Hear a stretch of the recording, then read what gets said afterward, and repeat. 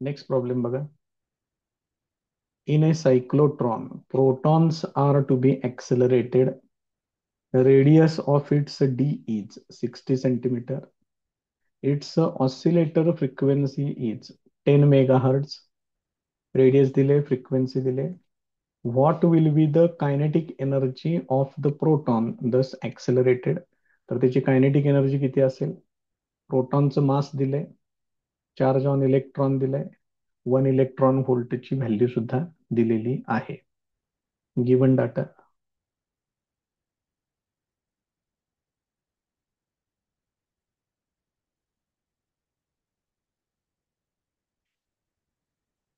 Radius सांगितले 60 centimetre, म्हणजेच 0.6 metre. त्याच्यानंतर त्याची फ्रिक्वेन्सी त्यांनी दिलेली आहे 10 megahertz. That is equal to 10 into 10⁶ म्हणजेच हे किती होणार? 10�7 होणार. त्यानंतर कायनेटिक एनर्जी विचारलेली आहे. प्रोटॉनचं मास सांगितलेलं आहे small m equal to 1.67 into 10⁻⁻27 kilogram.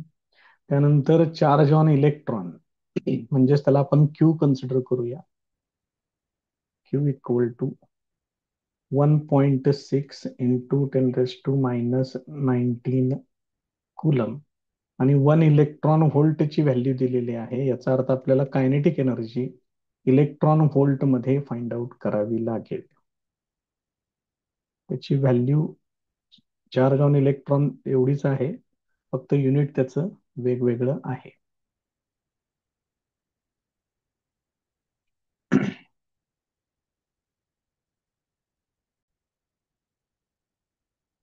पुढचा section.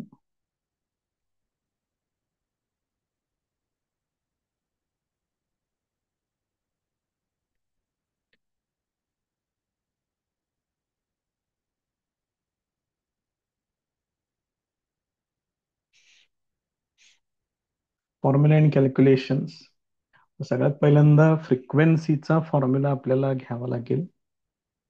Frequency f equal to B into q upon 2πr. 2πm आहे, आर नव्हे. या पद्धतीनं आहे. F equal to B q upon 2πm हा फॉर्म्युला येतोय फ्रिक्वेन्सीचा. टाइम पिरियड पण आहे, फ्रिक्वेन्सी पण तुम्हाला दिलेलं आहे त्याने. आता त्याच्यानंतर कायनेटिक एनर्जीचा formula. Kinetic energy equal to याच्यामध्ये क्यू स्क्वेअर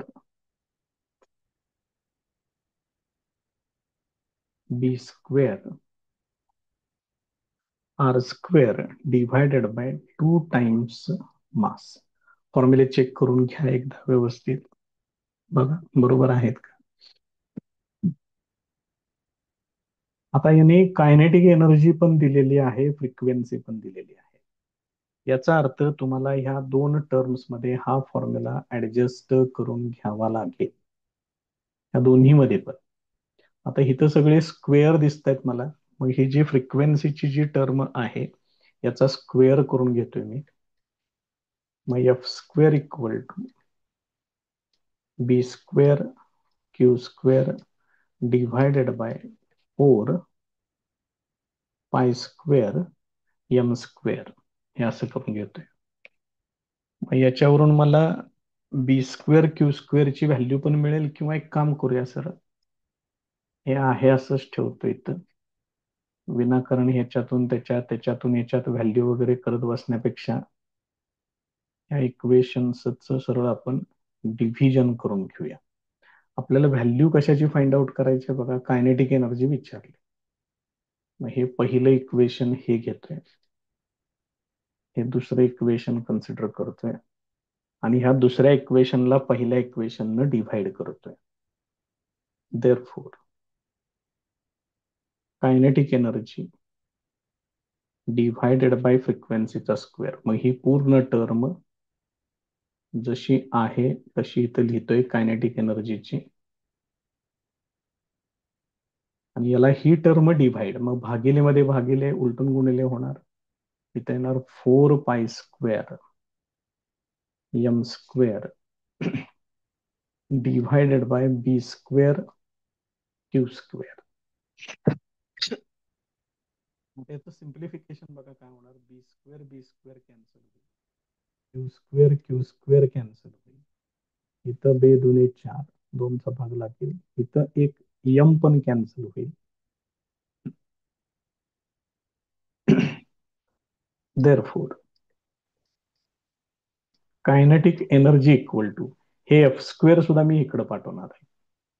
म्हणजे इथं काय काय शिल्लक राहते बघा. 2, हे 2 पहिल्यांदा घेतलं, पाय स्क्वेअर, त्याच्यानंतर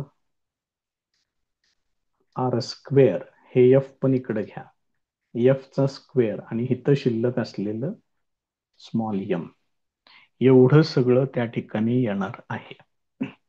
आता या सगळ्या व्हॅल्यूज आपण याच्यामध्ये वापरून घेऊया. Kinetic energy equal to 2 into पायचा स्क्वेअर डायरेक्ट वापरतोय, 9.872, रेडियस 0.6 मीटर आहे, त्याचा स्क्वेअर करावा लागेल.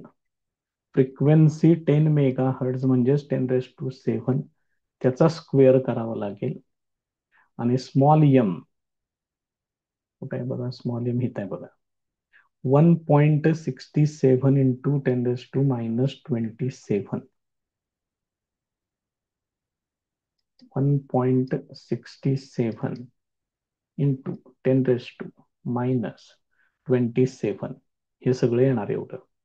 आता याच्यातल्या ज्या संख्या आहेत त्या तेवढ्या फक्त पुढे घेऊया.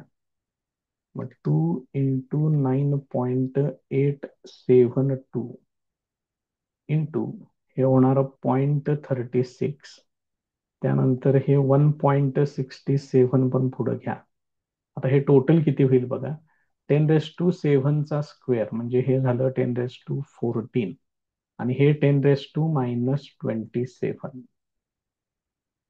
म्हणजे हे 14 आणि 3 17 आणि 10 27, म्हणजे 10⁻⁻13 येणार हे असेल. तर हे तेवढं आपल्याला लॉग न सोडवावं लागेल.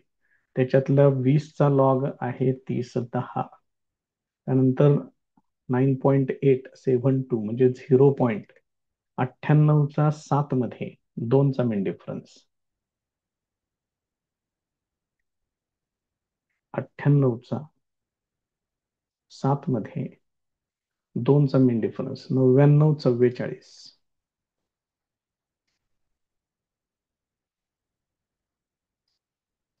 त्याच्यानंतर 0.36 बार 1.36चा 0 मध्ये, 36चा 0 मध्ये 5563,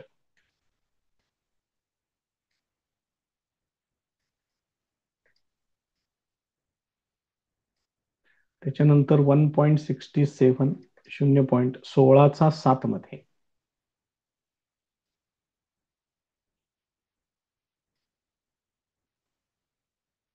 16 7 मध्ये 2227,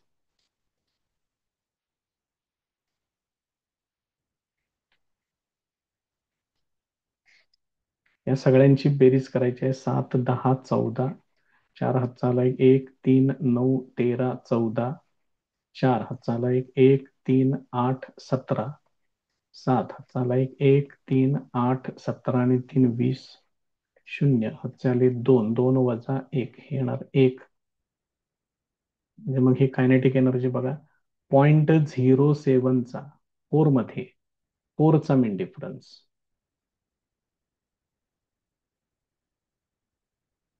0.07चा काय सांगितलं, 4 मध्ये 4चा मेन डिफरन्स, 4 मध्ये 4चा मेन डिफरन्स म्हणजे 1187 येणार हे.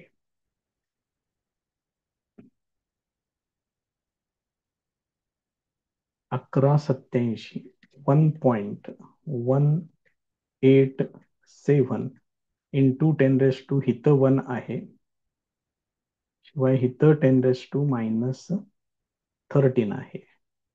म्हणजे हे किती होणार बघा, 11.87 गुणिले 10⁻13 हे 10⁻1 मी याच्यामध्ये वापरून घेतलं आणि ही व्हॅल्यू मला मिळेल जूल मध्ये. बघा लक्षात येते का? आता याचं कन्व्हर्शन मला मला इलेक्ट्रॉन व्होल्ट मध्ये करायचं आहे. मग हे कशा पद्धतीने करायचं आहे बघा. Kinetic energy equal to 11.87 into 10⁻13 divided by 1.6 into 10⁻19 यानं त्याला डिव्हाइड करायचं आहे. मग आता याचा आपला लॉग तयारच आहे, 1.0744 आणि 16चा लॉग बघावा लागेल, 2041.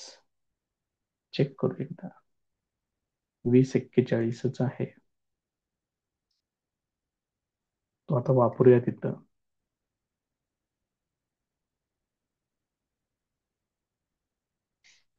यांची सबट्रॅक्शन करायची आहे. 3 4 4 वजा 4 0 इथं 7 2 आणि 8 10 इथं 0.87 चा 0 मध्ये 3चा मेन डिफरन्स,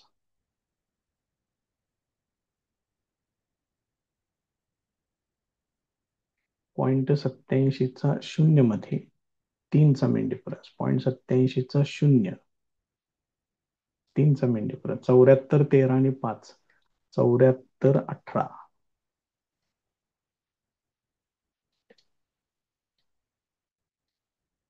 हे असेल इंटू 10 इथं तर काही कॅरेक्टरिस्टिक नाही आहे, हे वरती गेल्यानंतर 10⁻13 आणि 10⁻19 म्हणजे 10⁻6 होणार. हे इलेक्ट्रॉन व्होल्ट मध्ये येईल. मग हे जर 10⁻6 जर मी काढून टाकलं तर 7.418 मिलियन इलेक्ट्रॉन व्होल्ट हे त्याचं फायनल आन्सर येईल. नेक्स्ट प्रॉब्लेम बघा. A straight current carrying conductor 30 centimetre long, ही एल दिलेला आहे लेंथ त्याची, carries a current of 5 ampere I सांगितलेला आहे, placed in uniform magnetic field of induction, ही बी ची value, with its length making an angle of 60 degree with the direction of the field, थीटाची value दिली. Find the force acting on the conductor given data.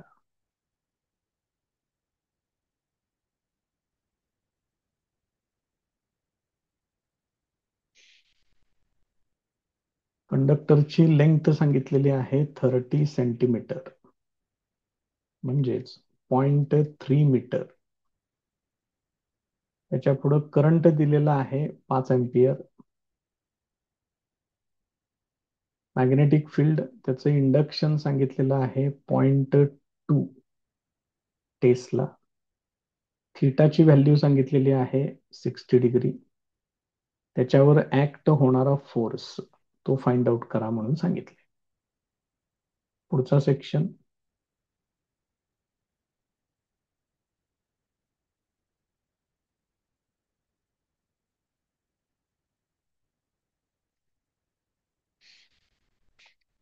Formula and calculations. F equal to BIL sine theta, तुम्ही ते कसंही लिहिलं तरी चालते, कोण ILB म्हणते, कसंही घ्या, काय अडचण नाही त्याच्यात, ते ह्या टर्म येऊ देत म्हणजे झालं. बी ची व्हॅल्यू 0.2, करंट आहे 5 एम्पियर, लेंथ आहे 0.3 मीटर, त्यानंतर आहे sine 60 degree. Sine 60 degree direct घेतलं तरी चालेल, त्याची व्हॅल्यू आहे, आपण बघू पाहिजे असलं तर, कारण ह्या दोघांचा प्रोडक्ट येतोय 1, राहते फक्त 0.3 ने डायरेक्ट त्याला मल्टिप्लाय केलं, आन्सर तुम्हाला मिळते साइन 60. sin 60 √3/2 पण आहे. इथं बघा, इथं व्हॅल्यू त्याची डायरेक्ट घेतोय, तर 0.8660 ते तिथं वापरूया आपण. ह्याची व्हॅल्यू, ह्या दोघांचा प्रोडक्ट येणार 1, राहणार शिल्लक 0.3 इंटू 0.866 एवढंच त्या ठिकाणी आहे. आता या दोघांचा प्रोडक्ट तेवढा करून घ्या फक्त, बघा काय होते मग. 3 × 18, 1808 1, 3 × 18 आणि 1, 1909 आले 1, 3 × 8 = 24 आणि 1 25 हे असेल. म्हणजेच हे येणार 0.2598 न्यूटन फोर्स आहे, तो तो एवढा येईल.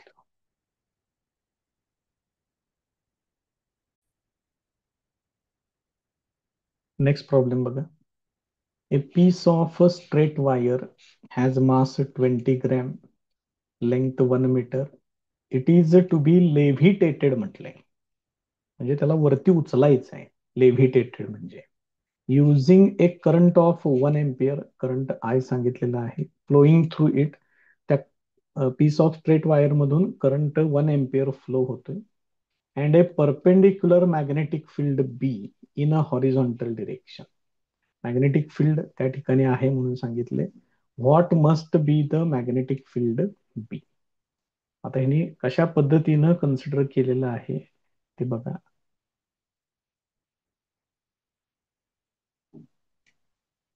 तो कंडक्टर मी परपेंडिक्युलर मॅग्नेटिक फील्ड म्हटलेलं आहे, बी इन अ हॉरिझॉन्टल डिरेक्शन. ठीक आहे, मग आता ह्याला काय करूया बघा. हा तो कंडक्टर मी कन्सिडर करतोय इथं.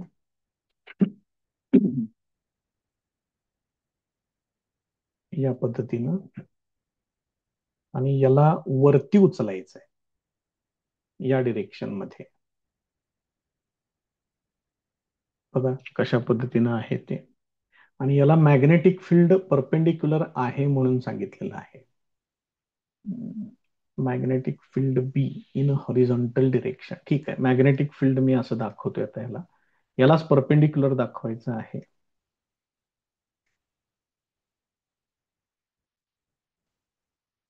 या पद्धतीनं मॅग्नेटिक फील्ड दाखवायचं आहे.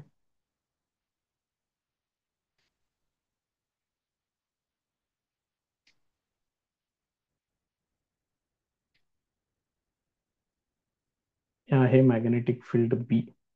मग काय होणार, ह्याचं वेट जे आहे ते वेट डाऊनवर्ड डिरेक्शन मध्ये ऍक्ट होणार.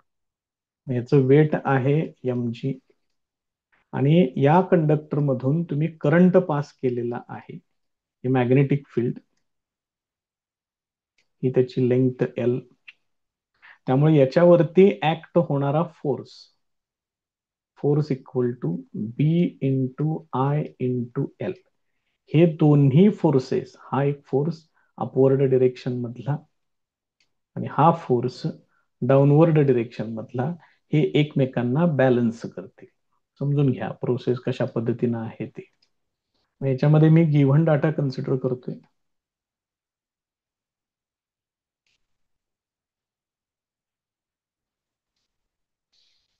काय काय सांगितलंय बघा. मास सांगितलंय 20 ग्रॅम,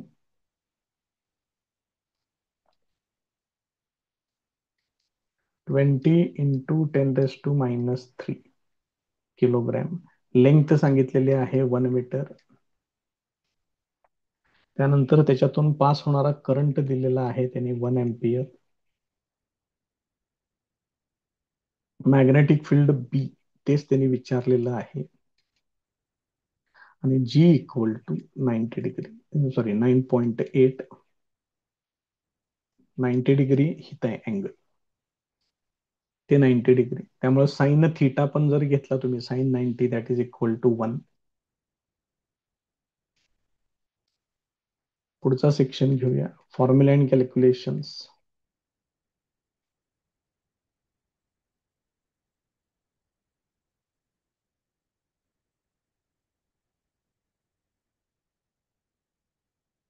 आत्ताच सांगितल्याप्रमाणे इथं काय येणार, फोर्स इक्वल टू BIL हा फोर्स आणि MG हे एकमेकांना बॅलन्स करतील. मग याच्यावरून मला बी फाइंड आउट करायचं आहे. Therefore B equal to mg upon I into L. मग m किती आहे 20 इंटू 10⁻³ g ची व्हॅल्यू आहे 9.8 टोटली डिव्हायडेड बाय करंट आहे 1 एम्पियर, लेंथ आहे 1 मीटर. या पद्धतीनं आहे व्हॅल्यू. म्हणजेच बी इक्वल टू हे 20 जर मी इथं वापरलं तर 98 गुणिले 2 होणार. म्हणजेच हे येणार 196 196 इंटू 10⁻³ येणार. हे जर 10⁻³ आपण याच्यामध्ये वापरलं तर डेसिमल पॉइंट 3 घर डावीकडे सरकेल. मॅग्नेटिक इंडक्शन, मॅग्नेटिक फील्ड ते टेस्ला मध्ये सांग. हे त्याचं फायनल आन्सर. नेक्स्ट प्रॉब्लेम बघा. Moving coil galvanometer has been fitted with a rectangular coil having 50 turns. Dimensions लांबी रुंदी दिलेली आहे. रेक्टँग्युलर कॉइल आहे ती. त्याच्यावरून तुम्ही एरिया काढू शकता. हे 50 टर्न्स आहेत. नंबर ऑफ टर्न्स दिलेले आहेत. Radial magnetic field in which the coil is suspended is of. हे मॅग्नेटिक फील्ड बी सांगितलेलं आहे. Torsional constant of the spring is. ही सी ची व्हॅल्यू आहे. कॉन्स्टंट आहे हा torsional constant. Obtain the current required I विचारलेलं आहे. To be passed through the galvanometer so as to produce a deflection of 30°. हा तिथला अँगल त्यांनी सांगितलेला आहे 30°. फक्त याच्यामध्ये एक तेवढं व्यवस्थित आठवणीनं बघायचं की हा जो टॉर्शनल कॉन्स्टंट आहे त्याचं युनिट बघा काय आहे. Newton metre per degree. तर हा अँगल सुद्धा डिग्रीमध्येच पाहिजे. मात्र जर हे न्यूटन मीटर पर रॅडियन केलं तर 30°चं तुम्हाला रॅडियन मध्ये कन्व्हर्शन करावं लागेल. हे महत्वाचं लक्षात ठेवा. Important point. Given data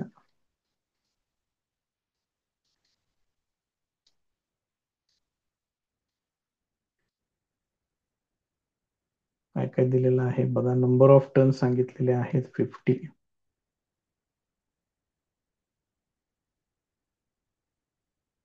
dimensions सांगितलेले आहेत. त्याच्यावरून तुम्ही डायरेक्ट एरिया घेऊ शकताय. 5 सेंटीमीटर इंटू 3 सेंटीमीटर म्हणजेच हे येते 15 centimetre square. That is equal to 15 into 10⁻⁴ metre square. हा झाला एरिया. त्यानंतर मॅग्नेटिक फील्डची व्हॅल्यू दिलेली आहे 0.05 वेबर पर मीटर स्क्वेअर. त्यानंतर टॉर्शनल कॉन्स्टंट सांगितलेला आहे. तो आहे capital C 1.5 into 10⁻⁹ newton metre per degree. त्यानंतर obtain the current required. Current विचारलेला आहे आणि थीटा इक्वल टू दिलेला आहे 30°. याचा जो करंटचा जो फॉर्म्युला आहे तो घेऊया आता याच्यामध्ये. पुढचा सेक्शन फॉर्म्युले and calculations.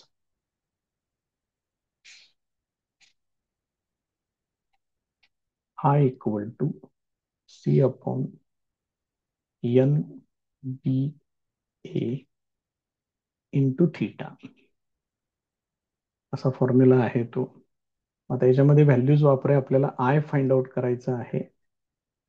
Therefore I equal to C ची व्हॅल्यू आहे 1.5 into 10⁻⁹ into 30 divided by number of turns किती आहेत 50 टर्न्स आहेत. हे 50 घेतलं. मॅग्नेटिक फील्ड ते आहे 0.05. ठीक आहे. त्यानंतर एरिया आहे 15 इंटू 10⁻⁻⁴. अशा व्हॅल्यूज त्यांनी दिलेल्या आहेत. मग आता ह्याला सिम्प्लिफिकेशन करून घेऊया. बघा काय काय होते त्याच्यामध्ये. इथं 15 दुने 30, हे 2 झालं. त्याच्यानंतर हे एक वापरून घेऊया इथं. बघा आय इक्वल टू अंशात काय काय आहे 1.5 इंटू 2 आहे. इथं 3 करून घेतोय त्याला. बघा हे 2 आणि 1.5 हे झालं 3 डिव्हायडेड बाय मध्ये 10च्या पॉवर मी पुढे लिहितोय. हे 50 मधले हे 0 म्हणजे 10 ने याला मल्टिप्लाय केलं तर 5 इंटू 0.5 हे असेल इंटू 10ची टोटल पॉवर बघा 10⁻⁹ आणि 10⁻⁴ म्हणजेच 10⁻⁵ येणार आहे. आता याचं सिम्प्लिफिकेशन 0.5 म्हणजेच 1/2 करून घेतो.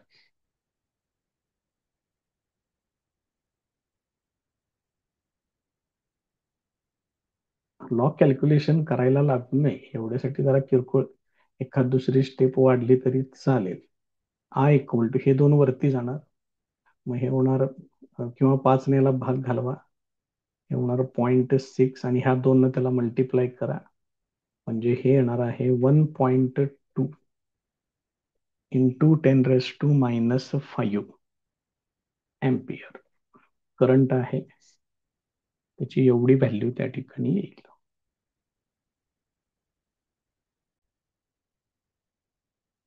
नेक्स्ट प्रॉब्लेम बघा. A bar magnet of movement, magnetic movement सांगितलेलं आहे. Experiences a torque of magnitude, ही टॉर्कची value when placed inclined at 30 degree, theta सांगितलेला आहे. In uniform magnetic field find the magnitude of the magnetic induction of the field. B ची value विचारलेली आहे.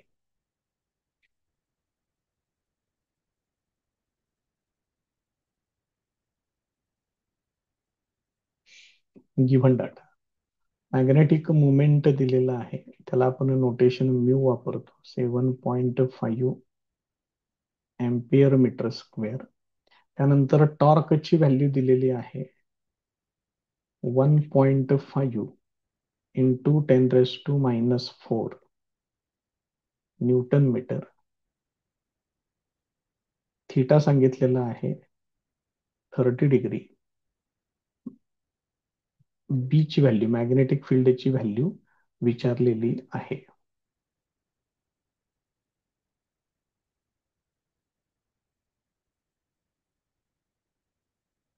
Next section formula and calculations. Torque equal to mu into B into sine theta. त्याच्यावरून B equal to torque divided by mu into sine theta. Therefore B equal to torque आहे 1.5 into 10⁻⁴ divided by mu ची value आहे 7.5. त्याच्यानंतर sign 30. मग sign 30 ची value आहे 1/2. Therefore B equal to हे 15×5 = 75. इथं डायरेक्ट 5चा भाग लागेल. हे 10⁻⁴ तसंच ठेवतोय. इथं येणार 5 इंटू साइन 30 येणार 1/2. हे 2 वरती पाठवा. म्हणजेच बी इक्वल टू 2/5 इंटू 10⁻⁴ हे असेल. मग यानं फक्त याला डिव्हाइड करून घ्या आणि फायनल आन्सर मांडून टाका तिथं. बी इक्वल टू 0.4 येणार याचं 10⁻⁴. म्हणजेच बी इक्वल टू जर मी याला 4 केलं तर इथे येणार 10⁻⁵ टेस्ला. या पद्धतीनं त्याचं फायनल आन्सर येईल.